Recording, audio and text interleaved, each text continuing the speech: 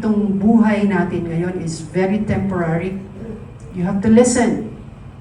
Lord, may the Lord speak to your hearts. Kasi po, ikaw ang makikinabang pag naintindihan mo to. There is a judgment. Pero itong judgment na to, hindi ito dapat kinatatakutan ng mga believers.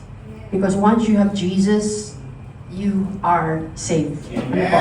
So, ang talagang kailangan na makaintindi nito ay ang mga, alam mo yung tinatawag na lukewarm or mga paisi-isi na Kristiyano or mga unbelievers. You have to listen, and this one also is very important na ang ating pamilya ay maintindihan to. Ano po? Now, when we talk about Christian eschatology, so bago ko yan i-discuss, sino dito sa inyo ang gustong malaman kung ano mangyayari sa future? Amen. Meron tayong gano'n, no? May pagka-chismosa. Gusto mo malaman yung future, pero takot ding malaman. Halimbawa, gusto mo malaman kung kailan ka mamamatay. Isasabay mo sa birthday mo, isa-celebrate mo rin ilang taon na lang. So, this time, ang mga tao ngayon dito po sa ating, kung mapapansin niyo, maraming tao gustong malaman ang future, but then they are coming to the wrong source. Minsan pumupunta sa mga astrology. Sino sa inyo dito nag-horoscope pa? Huwag po kayo mag-horoscope. That is demonic. Kasi may power si Lord lang ang tamang power. Amen. At siguro yung mga astrology, meron naman natatamaan mga 5% nakakatama. Another source will be like science. Ito, pinag-aaralan talaga nila. Talagang they have studies and research. Sometimes 25% natatamaan nila. But do you want to be sure of what's going to happen? You need to go, the third source is the Bible, the Word of God. Because the Word of God is absolutely true. Amen. Hindi po ito papalya. In fact, ang prophecy sa Bible ay nasa 737 and 582 of that has been fulfilled already. Amen. At yung remaining hindi dahil sa hindi nahulaan ng Bible, kundi hindi pa nangyayari. So, one thing that we have to understand that the Bible has been talking about something na talagang siguradong sigurado, and we will ipagpakita. Hallelujah. So, alam niyo po ba na ang second coming ni Jesus Christ, yung muli niyang pagbalik, babalik po siya muli. Pagbalik niyang muli po, ay sa Old Testament, nasulat, nailagay ko ba yan dito? Ayan. The second coming of Jesus, ito yung very prominent, pag sinabing prominent, almost all of the chapters may nakasulat kasi gusto niyang i-emphasize sa ating mga mananampalataya. Kung hindi niyo po ito naririnig pa, you have to listen now. Because this is real, this is going to happen. Tingnan niyo po, Old Testament mentions the coming of the Messiah about 1,845 times in the whole 39, the Old Testament. Alam niyo bang 39 books ang Old Testament? Okay. Ang New Testament, ilan? The discipleship? 37, di ba? 66 books? Minus 39? 37. Very good children. Okay, yung New Testament, 260 of the chapters of the New Testament, over 300 references points to the coming of Jesus Christ. 23 in the 27 books, yan na pala given na, talks about the return of Jesus. Even the scholars mentions that Jesus returned 8 times more than the first coming, the birth. Ano po? So, the first coming is when He was here on earth, kaya may great importance itong pag-aaralan yung tinatawag na second coming ni Jesus. And you have to also be confident, or ano natin mga puso, yung second coming is not the end, but it's the beginning. We have to be watchful and anticipate His return. Dapat excited. Dapat excited. Hindi takot. Ano po? So, let's go back to eschatology. When we talk about eschatology, ano ba ang ibig sabihin ng biology? Study of life. Study of life. Very good Ano pa ba ang ology? Psychology. Behavior. Itong Christian eschatology, ang ibig sabihin lang naman yan, eskatos, Greek word, last. At ang logy is study. So pag sinabing eschatology, the study of the end times. The study of, it is concerned with the final events in the history of the world of humankind. Dito, ito pag sinabi ng about eschatology, pag-uusapan ng anong mangyayari sa end times or the last day. So it involves the study of the end things, whether of the end of an individual life or of the end of the age, itong mundo, of the end of the world or the nature of the kingdom of God. So eschatology. Sabihin nyo nga, eschatology. Eschatology. So, alam niyo na. Nasa may logy. Okay po. Now, again, i-emphasize ko lang that Jesus' return is not something we need to be fearful about. Hindi ito nakakatakot. Ang iba ayaw magbasa ng Revelation, Book of Revelation. Sino dito ang takot magbasa ng Book of Revelation? Sino dito ang di alam na may Book of Revelation pala? Meron po sa Bible, Book of Revelation, the last book in the Bible. So, Jesus' return is not something we need to be fearful about. It should be the blessed hope we are waiting for. Bilang Kristiyano, dapat hinihintay mo to. Kanina binasa ni Sister yung ating verse that looking for the blessed hope and glorious appearing of our great God and Savior Jesus Christ. Talking about the second coming. Okay? So, hindi ka dapat kinakabahan ngayon kasi meron tayo Jesus. Amen. Kung magbabase ka sa sarili mong gawa, sa sarili mong achievement, at talagang dapat kang kabahan. But knowing that if you have Jesus, if you have professed, sinabi mo, Jesus is my Lord and my Savior, siya ang aking Panginoon at tagapagligtas, ito po ay automatically in the spirit world, ikaw ay quinalify. Hindi niya titingnan yung mga ginawa mo, kundi patatawarin ka dahil may nagbayad ng iyong mga kasalanan. Hindi dahil ikaw ay magaling. May nagbayad. He died on the cross. And that's why, hindi ka na dapat singilin sa korte ng Diyos kasi may nagbayad na. Tawag dyan, double jeopardy na kung ikakasuhan ka ulit. So palakpakan niyo naman si Jesus. Yung naiintindihan, yung talaga sa, Lord, salamat kung hindi impyerno ako. Yung palakpak na gano'n.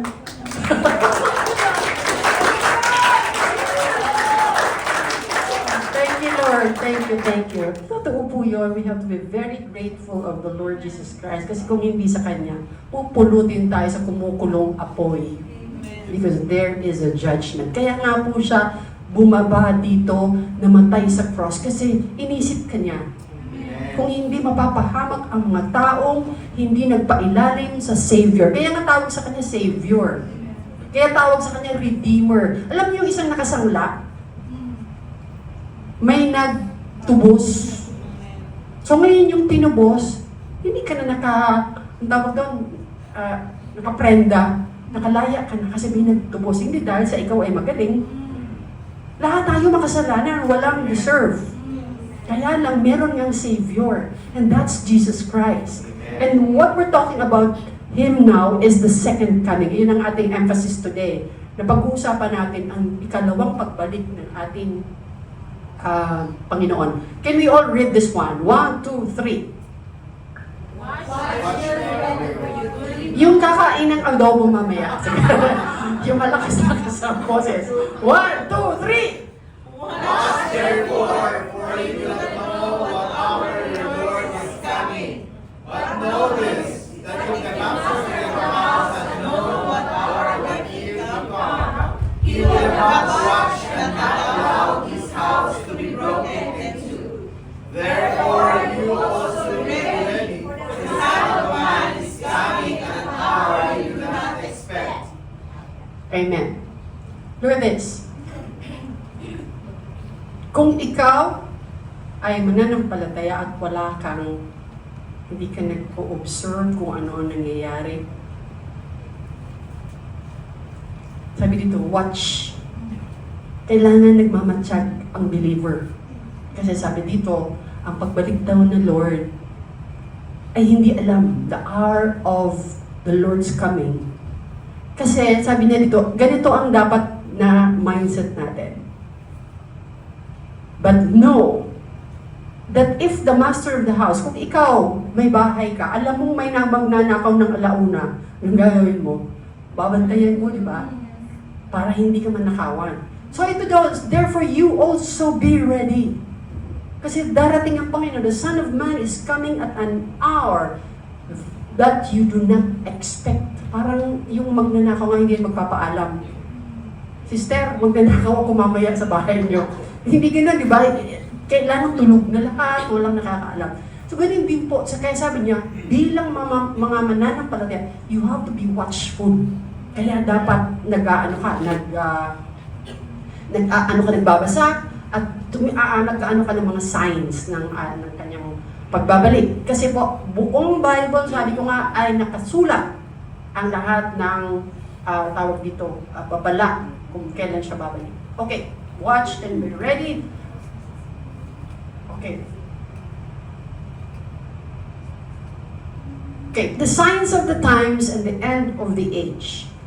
Yun daw, end times, walang nakakaalam, pero merong mga signs. Yung pag-uusapan natin ngayon, kung ano yung mga signs na dapat nating bantayan.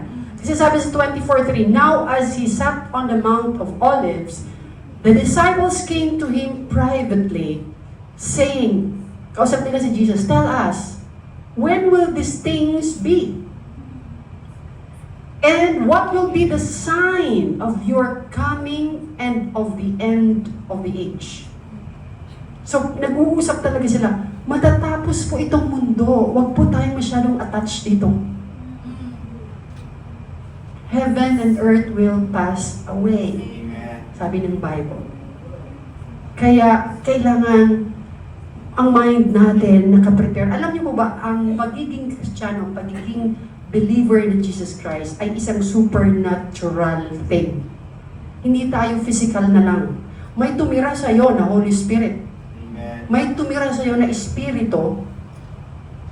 Kaya ang buhay natin ay talagang mag-ready ka na, may makakita kang mga healing, may makakita kang mga signs and wonders because we are supernatural. Kailangan yung mind mo, hindi ka na nabibigla. May nangingisay. Ganun talaga sa spirit, sa ano natin, sa ating pamumuhay bilang mananampalataya. There are things that we do not see. The spirit world. But it should be our design na nakakapag-operate tayo dito sa physical at doon sa spirit world. Amen? Alam natin dapat na merong spirit world, invisible world, kasi si God is spirito. It belongs to that world na hindi nakikita. Tayo physical. Okay, so, now, sabi diyan, the signs of your coming and the end of the age, therefore, also tinanong din siya sa Acts 1, Lord, kailan mo i-restore yung kingdom to Israel? So, isa yan po yan sa sasagutin natin bakit kailangan bumalik ni Jesus Christ. Okay, so anong sabi po ni Jesus? Anong sagot niya? Hallelujah. Okay. See, kung may naririnig kayo na may nagsabi na nga September 23, 2025, ano nyo yun? Maraming mga ganun na prophecy. Sabi diyan, but of that day, na pagbalik niya, that day and hour, no one knows, sabi ng Bible. Kaya kung merong magsasabi sa inyo, ay alam ko kung kailan, sinungaling. Kasi sabi ng Bible, walang nakakaalam. Meron nagsasabi 2030, 2040, nababalik. Sabi nga ng Bible, hindi nalalaman ito ng sino man. Not even the angels of heaven, but my Father only. But as the days of Noah, alam niyo ba yung panahon ni Noah na gumawa siya ng ark? Ang mga tao nun busy-busy magsipag-asawa, magsilasing, magsipag-chismisan, whatever they're doing, bigla ngayon nag-flood. Hanggang nakita nila pumasok na lang si Noah sa ark at marami ang nalunod kasi hindi prepared. Ganon din daw po ang day of ark. Kapag hindi tayo watchful, kapag hindi tayo aware nito, ganito ang mangyayari. Busy ka sa mundo. They are given in marriage until the day that Noah entered the ark and did not know until the flood came and took them all away. So also, pareho din daw with the coming of the Son of Man be. So kaya, Kailangan po nating maging watchful. Acts 1:7, and he said to them, "It is not for you to know times or seasons which the Father has put in His own authority. Only the Father knows." So kaya kung meron magpapanggap dyan ng propeta na alam niya kung kailan, alam niyo na po ang dapat niyong isagot. Okay, sabi ko kanina, hindi alam, pero marami pong signs ang iniwanan. The return will be preceded. Pag sabing preceded, mangyayari muna bago siya dumating. Okay? With many signs, madaming signs sa mundo, but with only one unmistakable sign will mark it. Merong isang sigurado, at ito ay makikita ng lahat yung pagbabalik niya. Pero itong mga signs na to ay before. Now, 10 signs, marami pa pero 10 lang natin pag-uusapan natin. Maraming false Messiah ang magkiklaim, ako ang tagapagligtas. Marami na ba? Marami na nakikita sa ano. Maraming false prophet. Sabi ng Panginoon, ibigay mo ang wallet mo sa akin. No, false prophet. Okay. False religion. Yan, madami po ngayon nagsisipag dinadaya ang mga, and these are the scriptural basis. You could just take photo of that, hindi na natin pwedeng isa-isahin yan. Another sign, wars, giyera. Meron ba? And rumors of wars na mga mangyayari sa mundo. So the signs are there. Diba? Mababasa natin yan sa please, when you go home tonight, read Matthew 24, chapter 24, the whole chapter. Mas maiintindihan nyo to pag nabasa nyo. What else? Increase in famine and hunger. Marami na bang nagugutom? Marami bang famine? Sa Gaza, sa Yemen, ang dami sa Africa, nag-aagawan. Alam niyo po ba, during the time of tribulation, ang tubig po ay hindi na ngayon, hindi gaya ngayon na para tayo nagwi-waste ng tubig. Time will come. Anyway, kamaya na. And then pandemic and incurable diseases. Ang dami ngayon nag-aano mga sakit. Hindi mo malaman kung anong mga sources. Di po ba? Pandemic nangyari na. Ilang taon yung pandemic? 3 years. Sinampulan na tayo ng Lord. Wala tayong magawa. Hindi ka nga makalabas ng bahay. Ngayon, anong ginagawa mo? Parang nakalimutan mo na. Para ka na namang walang nakikitang Diyos. But God has already tested men. Wala kang magagawa. Ang tao lang magagawa kapag nag-judge na ang Panginoon. Kaya ang tanging nating magagawa ang pakumbaba sa Diyos. Amen. Hindi mo pag-aari ang buhay mo at wala kang kapangyarihang baguhin ang lahat. Pandemic na lang. Di ba? Halos magte-text ka pa pag baka mamalingkit. The time that you were here, hindi ka makakalabas ng bahay. Pag hindi ka nagpaalam sa government. And that's what's going to happen pagdating ng one world, one government. At ang gagamitin niya mga phone natin, mga digital, i-control niya ang buong one world, one government, isa na lang ang mag-govern sa buong mundo. That will happen. Okay, what else? Earthquakes! So the Bible is true, right? Amen. Signs. Ilang earthquakes na nangyari sa Pilipinas, and not only in the Philippines, all over. Buong mundo, increase of earthquakes, grabing nangyayari. These are one of the signs na malapit na ang Panginoon. Kaya huwag tayo magtataka kung bakit may mga earthquakes. Anong gagawin natin? Manalangin. Pakumbaba sa Panginoon, humingi ng tawad. At mag-share na sa pamilya. Because this world, matatapos to. Okay, what else? Persecutions of Christians, believers. Nangyayari na ba? Even here, may warning po tayo, in 1 year, ipahihinto na ang mga gatherings, even events hall. And we should pray. Ito ngayon, church age, ang ganda pa ng buhay, may adobo, may pansit, may aircon, ang mga upuan, gaganda. Paano kung wala ng church? Paano ka na? So, there will be persecutions of believers. Mangyayari din po yun. At ano pa? Love of the believers will grow cold. Huwag ka nang taka ko si sister, si brother. Parang ano na, ang lamig-lamig. Sasabihin mo na lang, ay, end times. Pag magsama mo ka, ay, end times na. End times. Okay, ano pa? Kaya dapat hindi tayo nabibigla eh. Massive world evangelism. So ito rin po yung anuhin natin kasi there will be great harvest during this time.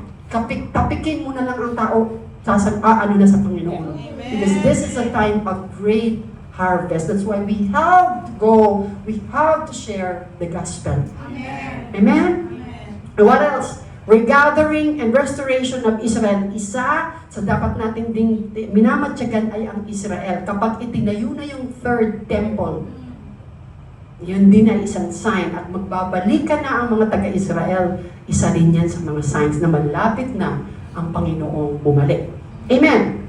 Now, watch for the signs of the end times. Pakibasa po, tulungan niyo ako. Mabilis kayo.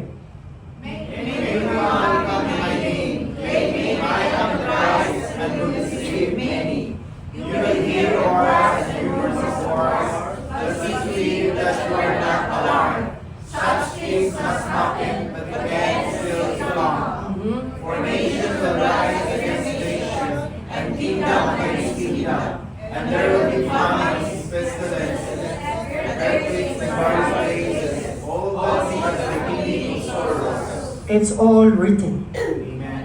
Hindi ito gawa-gawa. Ang Bible, napaka absolute ang mga nakasabi dyan. Perfect. Mangyayari talaga.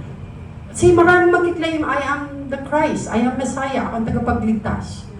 Marami pong maririnig na ganyan. And marami rin maniniwala, many will be deceived. Pag hindi mo alam, madideceive ka, nadideceive yung ignorante. Ano po? So, rumors of wars, I'm just giving you the verses ng 10 signs na yun. It is written. Nation will rise against nation, kingdom against kingdom, and there will be famine. Nakasulat po. Bago mangyari, pinoprophesy na ng Bible ang mga mangyayari. Kaya dapat nagbabasa tayo ng Bible. Amen. And then, earthquakes. At ito daw po ay beginning pa lang of sorrow. Ibig sabihin, mag-i-increase ang difficulties. Mag-i-increase ang mga mangyayari pa. Ano pa po?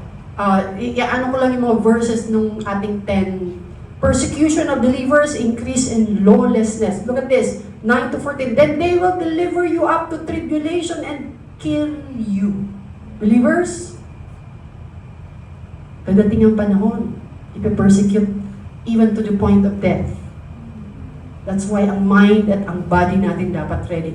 In the last days, being Christian, you have to be prepared for martyrdom. Kasi, mamamatay din lang naman talaga tayo. Mamatay na tayo, naglilingkod. Amen. Amen? So, look at that. You will be hated by all nations because of my name. Dahil konektado ka, believer ka na Jesus, ano ka? I-persecute? Ito torture, ano ba yun? Tinutuya-tuya, ini-persecute, and they will hate you for my name's sake. Ano po? Okay ba tayo? Hindi pa kayo inaantok? Okay. Then many will be offended. Yung sister hindi lang nabati. Offended. End times. End times. So look at this. They will betray one another and will hate one another. Yan po yung espiritu kasing mag-aano eh. Pag mangingibabaw sa mundo, deceive many. There will be false prophets. Because of lawlessness. Anong ibig sabihin ng lawlessness? Wala nang galang sa batas. They will violate everything. They will be sinners. They will commit sins. Mga grabing, grave sins will abound. The love of many will grow cold, but he who endures to the end shall be saved. So, ang tribulation, mamaya pag-usapan natin. So, massive world evangelism, and yan nakalagay dyan sa Matthew 24:14, and this gospel of the kingdom will be preached in all the world as witness to all the nations, and then the end will come. So, isa rin sa signs, magkakaroon ng sharing, magkakaroon ng evangelism. Ano po? And the end will come. So, remember that. And let us be a part of that great harvest or evangelism. Now, paano ba si Jesus bababa sa second coming? This verse will tell us kung paano daw si Jesus nag-ascend to heaven. Hello? The same manner siya babalik. Ngayon, saan kaya siya? Saan kaya siya babalik? Kasi babalik nga siya, di ba? Sabi ng Bible. Look at this. Now, when He had spoken these things while they watch, Acts 1:9, He was taken up. Ito yung pag-alis ni Jesus. Nung nag-resurrect siya. Alam niyo ba? Okay. Nag-resurrect si Jesus, He was taken up, and a cloud received Him out of their sight. So yung mga disciples, nakikita na si Jesus, uma-ascend na, dinadala ng clouds, nakasakay sa clouds. Ganun siya nag-ascend. Ascend means umakyat. Kaya sabi dito, while they looked steadfastly toward heaven as He went up, behold, two men stood by them in white apparel. Ang mga anghel po nakaputi talaga yan. Who also said, Men of Galilee, why do you stand gazing up into heaven? This same Jesus, so sino ang babalik? Si Jesus. The same Jesus na pumunta, who was taken up from you into heaven, will so come in like manner, the same way, as you saw Him go into heaven. So you understand? Kung paano siya kinuha, ganun din siya bababa ulit sa clouds din. At saan ba siyang lugar kinuha? Sa Jerusalem, sa Mount Olives. So doon din po siya expected na darating. Amen? So you have to be aware of this. Okay, now, last day signs increase in deception, grabing false and deception and lies. The last days are described as perilous times because of the increasingly evil character. Kikita nyo sa Facebook minsan ang daming mga evil or wicked na mga sobra na silang ayaw ng makinig, satanic na ang kanilang mga mind talaga. And people who actively oppose the truth, hindi sila naniniwala sa Diyos. But understand this, that in the last days, dangerous times of great stress and trouble will come. Difficult days that will be hard to bear. Kaya ang katawan natin, mag-exercise na tayo. Pag umakyat tayo sa bundok, tumakbo doon, kaya mo kaya? Baka isang steps pa lang. Wala na. But the time will come, ang sabi sa Revelation, you will go to the wilderness. Wala nang tubig doon, walang toilet. You have to be prepared with that mind. Great stress and trouble will come for people with the lovers of self, narcissistic. Ang narcissistic pala yung, GG, ano ba yan? Gandang-ganda sa sarili. Narcissistic self-focus. Ako lang, ako, theology, ecology. Lovers of money, impelled by greed, corruption. Nangyari? Greediness, finances, and all.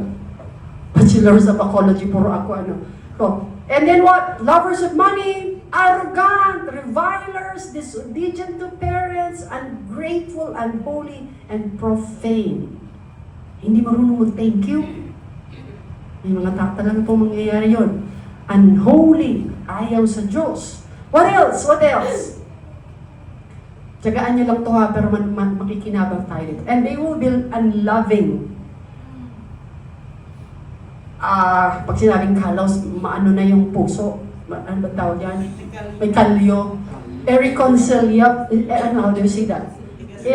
Irreconcilable. Hindi na pwedeng ma-reconcile. Malicious gossips. Devoid of self-control.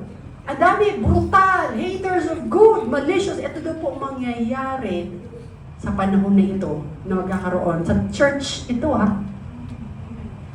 maraming magkakanulo. Traitors, reckless, conceited, lovers of pleasure rather than lovers of God. Nagpre-pretend, holding to a form of outward godliness. Kala mo banal. Tapos, sabi niya dyan, although they have denied its power, hindi naman talaga, their claim of faith. Avoid such people and keep far away from their sabi ng Bible. Okay, what else? Sa church ito, sign sa church. Hostility towards Israel. Ito rin po, ang dami nag-aatake sa Israel. Hostile sila kasi gusto nilang ano talaga ang Israel. Okay?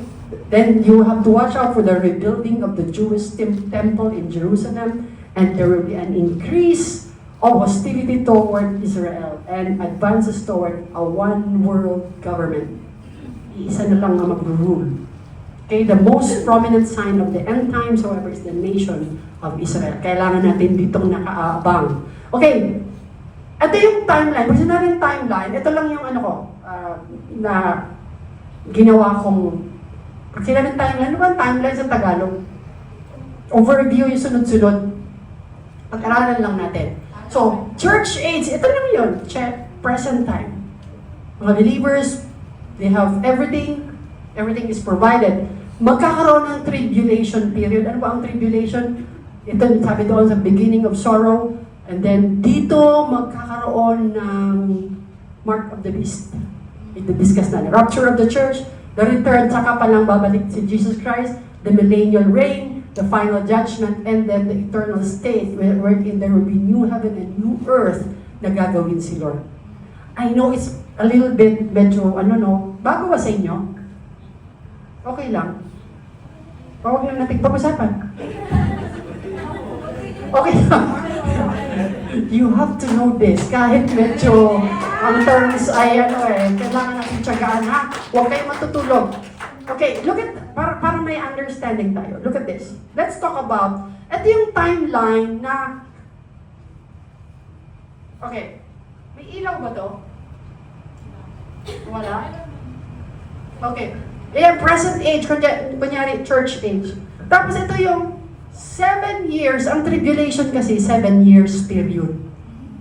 Dito sa 7 years na to, ang tawag ng tribulation, ang 3.5 dyan, yun yung tinatawag na beginning of sorrows, at yung half is the great tribulation. Mas matindi na tribulation. 7 years. Yan lang ang iaano natin bago dumating si Lord. But then, dito kasi, itong view na to, which is commonly preached among believers, ayoko namang endorse ng anumang view sa tribulation. But, tingnan muna natin tong study na to, na sabi niya, sa present age, bago mag-tribulation, ira-rapture tayo. Ano yung sabihin ng rapture? Kukunin tayo ng Lord. Tsaka magkakaroon ng 7 years tribulation. Ito yung study nitong timeline na to na tinatawag na pre-millennial view. Pag sabi view, ito yung pananaw nila.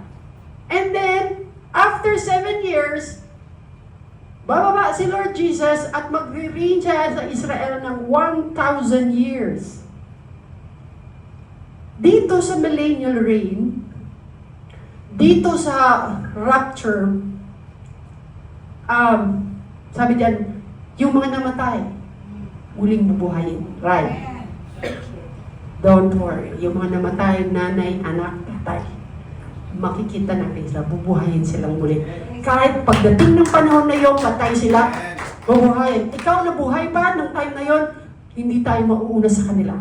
Sasalubong tayo sa Panginoon. It is all written in the Bible. Amen. We have to be excited of that. And then, millennial reign, imagine, 1,000 years magro-rule si Jesus sa Israel. Kasama na tayo mga na-rapture in a glorified body. Amen. 1,000 years. Eh ngayon, ilang taon na tayo? Can you imagine 1,000 years? Wala na kasi tayong kamatayan yan eh. Glorified bodies tayo.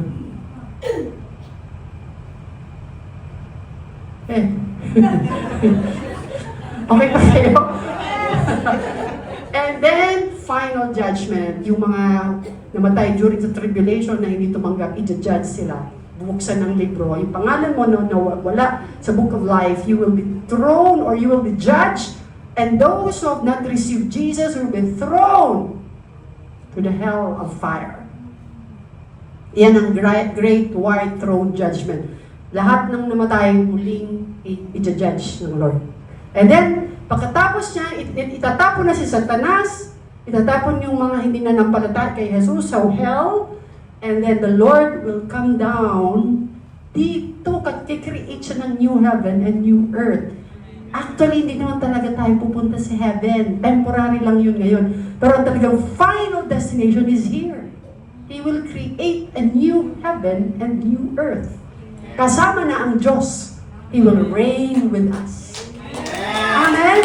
Napakaganda ng gagawin. Ito yung view na pre-millennial. Ibig sabihin ng pre-millennial, bago daw mag-tribulation, ira-rapture muna. Pre. Kaya yan ang view nito Meron din isa dito. Ito naman yung post. Actually, meron pang web, hindi ko na inano. Dito, church age, tribulation muna. Okay? And then, rapture. Nakikita nyo? And then, ito yung i-distract si Satan dyan. Tapos magkakaroon ng, hindi pa pala si Satan dyan, i-reveal, the righteous resurrection, the rapture.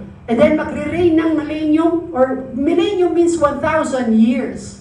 Millennial reign, tawag doon. Ibabound si Satan for 1,000 years, nakakulong siya. Tapos pagkatapos ng 1,000, palalayain siyang muli. At na naman ang mga to, but he will be totally destroyed by the Lord. And then, dito na yung magkakaroon ng great white throne judgment, and then eternal state. So, itong view na to, post. Mauuna ang tribulation sa kabababa si Lord, sa kaira-rapture. Naintindihan nyo? So, ano yung isa?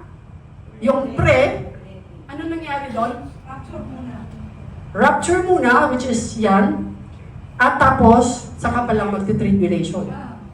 Sige, let's take a look. Ayoko mag-endorse ng anumang view. Bahala kayong mag-view. Okay? So, let's take a look at this. Okay. So, ang ibig sabihin ng tribulation period is 7 taon. Ano ang 7 taon na yan? Ito yung panahon when God will finish His discipline of Israel. Kasi hanggang ngayon po, hindi tinuturing na Messiah si Jesus sa Israel. Alam niyo ba yun? Okay, kunti na lang. Try to be excited. Samahan niyo ako. And finalize His judgment of the unbelieving world. So ito yung, dito po maraming judgment na mangyayari dito sa time ng tribulation na to. Kaya pag binasa nyo ang Revelation, dito nyo makikita yung 7 seals, 7 trumpets, 7 bowls na wrath of God ihuhulog dito sa lupa. Judgment ng Lord. Kaya imagine, anong gusto nyo? Kasama kayo doon sa tribulation o hindi? Saan nyo gusto? Rapture. Kasi ma-rapture muna bago mag-tribulation, no? Sana nga ganun, ano? Sana nga ganun. Pero pag hindi, we have to be prepared eh. Ano po? So the tribulation is associated with the day of the Lord, that time during which God personally intervenes in history to accomplish His plan. Tatapusin na ni Lord ang kanyang plano, ang programa. It is referred to as the tribulation in the latter days. The tribulation will be marked by various divine judgment. Ang tribulation daw, punong-puno yan ng judgment, divine judgment. Celestial disturbances, magkakaroon kasi ng Armageddon. Magkakaroon ng natural disaster and terrible plague. Written in Revelation 6. Hello, hello. I want you to please. Okay. What else? Okay. The time, ito na yung tatlo. Pre-tribulation, the rapture occurs before. Ang tawag dyan, ano? Pre-tribulational. Ang mid-tribulation, doon sa 3.5 years ng 7, 3.5, then rapture. So, ibig sabihin ng mid, Kasama ka pa sa beginning of sorrow, doon sa 3.5, and then ira-rapture ang saints. And then, the great tribulation mangyayari. Wala na tayo. Yan ang mid. Ano po? And then the post, ito na yung sinabi natin kanina na the rapture occurs at the end of the tribulation. Saka pa lang tayo kukunin. Ibig sabihin, kasama tayo doon sa mga ma-experience ang judgment. Okay, ito yung tatlo. Pre, mid, and post. Ganyan na, kuhanan nyo na lang. Okay, tatlong views yan. So ano ang Great Tribulation? Iba siya sa tribulation kasi ang Great Tribulation dito sa time na to after 3.5 years. The Great Tribulation is the last half of the tribulation period. It is distinguished from, iba siya sa tribulation because dito lilitaw ang Antichrist. The beast na tinatawag. Pinibisaya na the beast, ha? Beast. Will be revealed and the wrath of God will greatly intensify. During this time, the Great Tribulation refers to the second half of the tribulation. Maniwanag? We understand tribulation, we understand Great Tribulation, we understand millennial reign, 1,000 years, ano po? So, ano yun natin kung saan nakasulat yan. Pero ito daw, mangyayari to, dalawang sign din nating pagbabantayan, yung dalawang A. Ano yung isa? Apostasy comes first. Pag sinabing apostasy, nag-turn away sa pananampalataya. Mangyayari din to. Maraming mga tao na magpapatatak, madideceive. Kasi pag wala ka pong tatak ng 666, you cannot buy or you cannot sell. Ang ating money, by the time controlled ng government, wala nang kwenta yung pera mo. It will be controlled by the government. So look at that. One is A and then the other A is Antichrist. Dapat, dito kasi sa time na to, magpapakilala na ang Antichrist. Uupo siya sa Israel at magde-demand ng worship sa mga tao. At ang hindi mag-worship ay papatayin. At ngayon, kailangan magpatatak ang mga tao kung gusto mong kumain, kung gusto mong bumili at magbenta, o ibig sabihin marketing, kailangan may mark ka ng 666 or mark of the beast na tinatawag. Okay, apostasy and Antichrist. Okay, Revelation 13, ano ang nangyari? Pakibasa nyo nga po. Mabilis lang, sige po. It was granted to me for our sins and to overcome them. And authority was given over every tribe and nation. And all who dwell in the earth will worship him, whose names have not been written in the book of life of the last day from the foundation of the world. Listen to this. Sabi niya dyan, maraming tao mag-worship sa beast, sa Antichrist. Ito po yung Revelation 13. All authority, every tribe, every nation will worship him. Maraming madideceive. And especially yung mga pangalan or unbelievers o hindi na nampalataya kay Kristo na hindi nakasulat ang pangalan sa Book of Life, sila po yung mapupunta sa impyerno at sila rin yung mag-worship sa beast. Naintindihan natin? And is given power to give breath to the, ito na yung sa isang ano naman yan. Okay. Now, the mark of the beast, the Antichrist, or 666, Revelation 13, basahin niyo po ang Revelation, Book of Revelation. He causes all, both small and great, rich and poor, free and slave, to receive a mark on their right hand or on their foreheads. Ipipilit ito kung ayaw kung gusto mong bumili. And that no one may buy, it is written, or sell except one who has the mark of the names of the beast. And, or the number of his name. Here is wisdom, let him who has understanding calculate the number of the beast, for it is the number of a man. His number is 666. Diba? Nakasulat po kasi eh. So, ibig sabihin, maraming madidisip kasi magugutom kayo, yung bata, wala na pagkain, whatever, magpapatapak ka na lang, ba? Kailangan nating maintindihan, once na may tatak ka, you will be thrown to the lake of fire. Kaya mamatay na tayo, huwag kayong magpatatak ng mark of the beast. Okay? Because this this life, bubuhayin naman tayo muli. Kahit mamatay tayo bubuhayin tayong muli. Huwag tayo mag-alala. The Lord will raise us back to life for 1,000 years at glorified body na tayo. Wala na tayong kamatayan after that. This is Christianity. Hindi lang yung kung ano lang ginagawa natin sa church. Open your eyes. This is reality. Now, the glorious return. Pag-usapan natin yung pagbaba ng Lord. I have 10 minutes. Okay. Immediately after, basahin nyo nga, gusto ko makita nyo yung words na ginagamit dito para intindihin nyo kung pre or post. The glorious return, pagdating daw ni Jesus, basahin nyo to. Immediately after the tribulation of those days. Kata ka, after daw o before? Sabi ng Bible, hindi ako nagsabi niyan. The sun will be darkened. Ito yung magiging sign. Pagbababa na sa Lord, walang dark ang sun. And the moon will not provide its light. And the stars will fall from the sky. And the powers of the heavens will be shaken. At that time, the sign of the Son of Man coming in His glory will appear in the sky, and then all the tribes of the earth, and especially Israel, will mourn kasi nga hindi sila naniniwala sa Messiah, together with rebellion and rejection of the Messiah, and they will see the Son of Man coming on the clouds of heaven with power and great glory in brilliance and splendor, and He will send His angels with a loud trumpet. So merong ingay ang pagdating ni Jesus. Ang lakas ng trompeta, and they will gather together His elect. Teka. Akala ko ba ni-rapture na tayo? Bago siya mag-ano? After tribulation Tama ba? And then He will gather pa lang yung mga elect.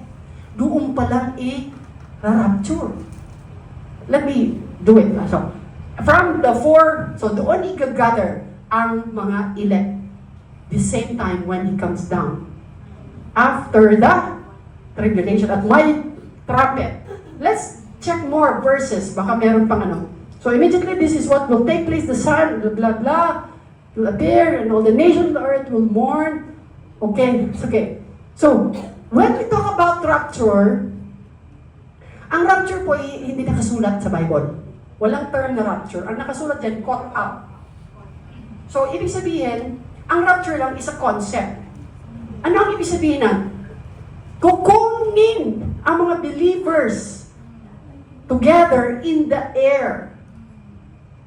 Yan ang rapture. Bigla, nakikita niyo yung mga video na biglang nawawala, kunyari sa katabi, naglaho, naiwan ng isa. That's a caught up. Catching. So sabi dito, the rapture of the church is the event in which God removes all believers from the earth. The rapture is God's removing of His people from the earth. It states that all living believers, along with all believers who have died,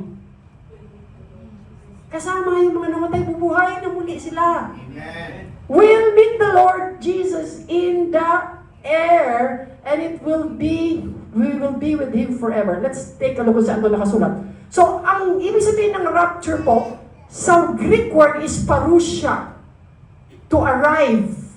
Okay? The arrival of a royal person or a majesty. When an important person is coming to the city or a place, a delegation from the city or governors would go out to meet him and escort him on his way into the city or place. Kaya yung meeting ng rapture, hindi po tayo pupunta ng langit. We will meet the Lord in the air as a delegation to welcome Him, at papalitan tayo magiging glorified body, and babalik tayo dito with a glorified body.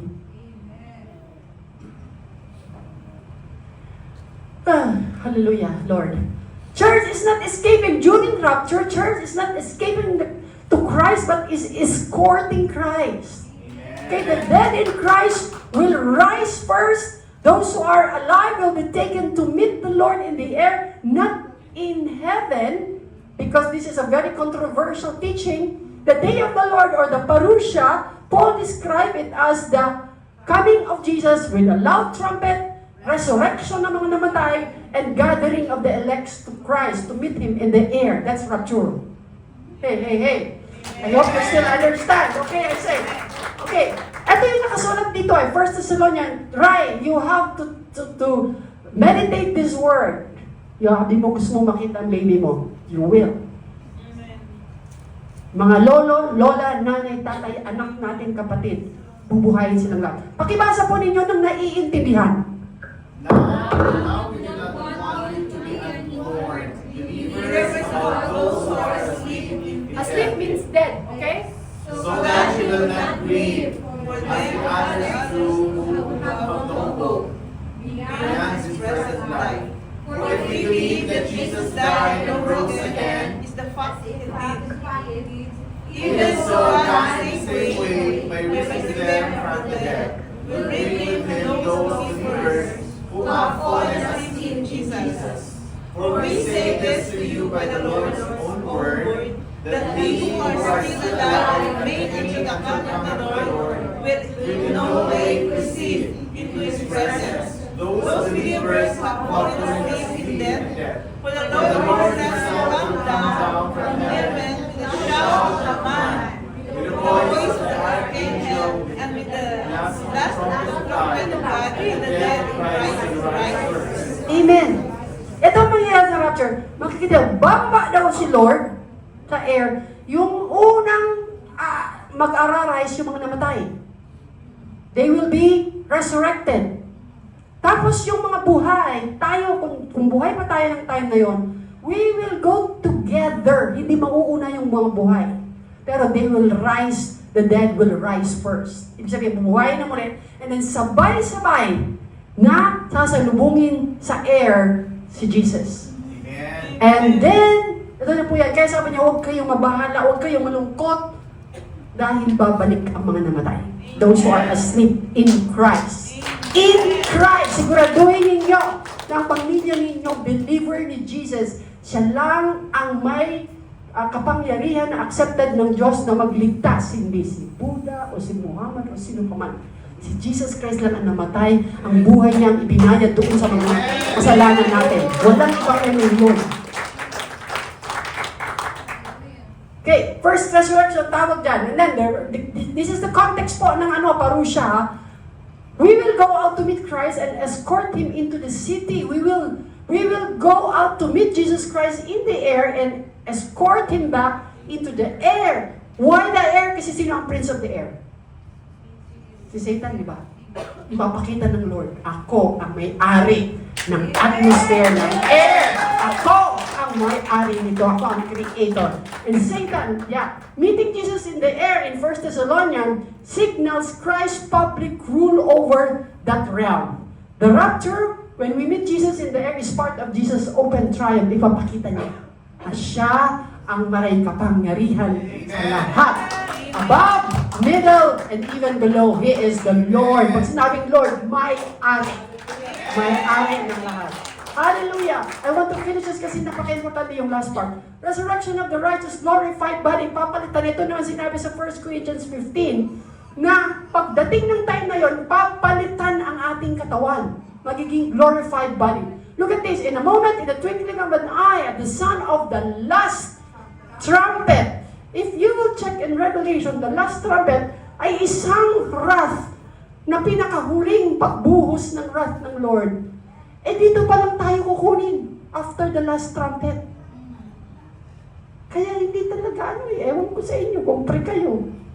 Pero pag binasa mo, mukhang kasama. Kasi at the last trumpet the dead who believe in Christ will be raised imperishable. Ibig sabihin, eto kasing katawan na to, perishable. Ibig sabihin ng perishable, ano ba yan na nakukorrupt? Ipapalitan daw ng imperishable, ibig sabihin glorified body, na hindi na masisira, hindi na makukorrupt, at kaya na nating tumagos kahit saan kasi ang glorified body, wala na po itong kamatayan and even cross. This is what happens with Jesus when He came back, when He arose, glorified body siya. And then, look at that. More put on the imperishable. Ito yung ngayon magiging immortal na tayo. Freedom from death. Dito mangyayari yun sa rapture. And on this perishable puts on the imperishable, and the mortal puts on immortality. Then the scripture will be fulfilled that says, death, ha! Sabi niya, death is swallowed up in victory. Wala nang kamatayan ang mga believers. Amen! Hallelujah! So the rapture of the church is a mystery, but it's not a secret. Jesus established final authority even in the air, open public. Matthew 24, sabi doon, 2 men will be in the field, nawala yung isa taken. 2 women will be grinding at the mill, 1 will be taken and the other left. So, ang rapture po, everyone will see, or the coming of the Lord, not showing a secret rapture. Everyone will be judged, judgment is a public appearing, 1 is taken. And therefore, we have to be ready. Ready tayo, dapat. Hindi tayo takot. So, the second coming and gathering of believers is One event. basahin niyo nga kung one event. One now in regard to the coming of our Lord Jesus Christ. Hey, yung dalawa na nagbabasa, ako na lang. Now, in regard to the coming of the Lord, second coming, and our gathering together to meet Him. Sabay o hindi? One event. One event. We ask you, brothers and sisters, not to be quickly unsettled or alarmed either by a so-called prophetic revelation, spirit, or a message of the letter. So, the coming and the gathering together to meet Him is happening in one event. Kasi, ito lang ang ano ko, Teacher Jeff, look at this. Kung ang pagbaba niya second coming, dadalhin tayo sa langit, tapos mag-tribulation, judgment, bababa ulit siya for a final judgment. Ilang coming na? 3 coming? 2 second coming lang ang sabi ng Bible. I don't know with you, but that's how I see it. Kaya hindi mo talaga tayo pupunta sa langit. Sasalubungin lang siya sa air, and then we will escort Him back, and we will be in glorified body. Kasi sabi ng 1 Corinthians, pagpalitan tayo ng imperishable body. Amen? Amen. Hallelujah. So, millennium reign, ito yung 1,000 reign ni Jesus. Bakit niya kailangan bumalik? Kasi may promise siya na ang lahi ni David, may covenant siya na sa promise sa Israel, a king from David's line would rule forever giving the nation rest from all their enemies. It will be a time of peace. Ito po yung millennial reign. Kasama tayo, ikaw bibigyan ka ng task, governor ka dito, mayor ka dito, yung mga believers. Ang mag-rule ng mundo, si Jesus Christ. He will come back. And He will reign, He will govern the earth. And look at that, time of peace and comfort. Tatanggalin na yung mga problema. Time of obedience, holiness, truth, and the knowledge of God will cover. Sabi na, like waters covers the sea. Christ will rule as King and everything. Kasi meron siyang ipufulfill, kaya siya babalik. Okay? Ano pa? And they live and reign with Christ. Kasama tayo. Yung mga believers. Kaya po, sumamba ka kay Jesus. Huwag kang pepetek-petek. Baka maiwan tayo. Why?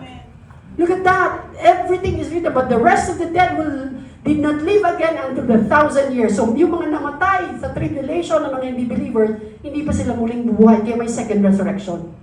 After ng 1,000 years. This is the first resurrection. Blessed, the priests of God, and they shall be priests of God and of Christ, and shall reign with Him 1,000 years. I'm almost finished. Satan will be bound for 1,000 years. Kukulong siya 1,000 taon habang nag-rule si Jesus. After 1,000, palalayain na naman. Igagather niya na naman yung mga kampo niya para girahin yung mga tao, mga believers. But then finally, God will judge him with the, nakalagay doon, ng fire, at tatapusin at ikukulong na siyang muli, itatapon sa lake of fire. Okay? Basahin niyo ang, and then, the new heaven and new Jerusalem, new earth, will come down. And I saw the holy city, New Jerusalem, coming down out of heaven from God, arrayed like a bride adorned for her husband. And then I heard a loud voice from the throne saying, see, the tabernacle of God is among men, and He will live among them. Kasama na natin ang Diyos sa susunod na heaven and earth. They will be His people and God Himself will be with them. Amen. Dapat masaya tayo. Hallelujah. Amen. The New Jerusalem, and He will wipe your tears. Ngayon, nag-iiyak ka, may sakit ka, whatever hinanakit, tanggalin mo na yan. Tingnan mo. And He will wipe away every tear from their eyes, and there will be no longer death, wala rin kamatayan. There will be no longer sorrow or anguish or crying or pain, for the former order of things has passed away. Bago na lahat. Amen. Hallelujah. And then finally, look at this. This is my final. See, Jesus, when He came as a lamb, when the first coming Jesus birth, He came as a lamb. He came riding in a donkey. In the second coming of Jesus, He will come back as a lion. He will come back riding a horse. He came as a humble servant. He came to suffer. This time He will come back as a sovereign king. He will come back in glory. He came in a manger, nagpakumbaba. He will come back on a throne. He was only seen by few. When He returns, every eye will see Him. Everyone will see Him when He comes the second time. And then He came to save. Yung unin niyang punta para iligtas ka. Pagbalik niya, He will come back to judge. Amen. He wore a crown of thorns. Nilagyan siya ng thorns nung una niyang magpunta. Pagbalik niya, when He returns, He will wear many royal crowns. He stood silent in front of His accusers. He will come back with a loud trumpet call. He wept over Jerusalem. He will reign in Jerusalem. And finally, His hands were pierced. His hide were pierced. When He returns, He will rule with iron rod and scepter in His hands. He came in weakness. He will come in power. Everyone will see who Jesus really is. He came like a seed that fell on the ground. When He returns, He will harvest the earth. He offered mercy the first time. The second time He will come when He returns, He will execute judgment. And then He carried the cross the first time. When He came back, He will carry a sword. He came because the Word became flesh. Now, when the second coming, He is coming back as the faithful and true witness. He came to become the new covenant. Second coming, He is coming back to consummate the kingdom, to bringing God's kingdom into final completion and perfect fulfillment. And finally, hinugasan niya ang mga paa ng mga disciples. The first time, He will tread the winepress. The second time, the wrath of God with His feet, an act of divine judgment. Nagpakumbaba lang si Jesus. Pero makikita ng lahat kung sino talaga siya. He prayed before, Father, forgive them. Now He will bring vengeance to the enemies. When He came the first time, the glory was veiled. Hindi kita ng mga tao kung sino siya. When He comes back, His glory will be revealed. Hallelujah! Palakpakan natin ang ating Panginoon, ang ating Diyos na buhay, our King of Kings and the Lord of Lords.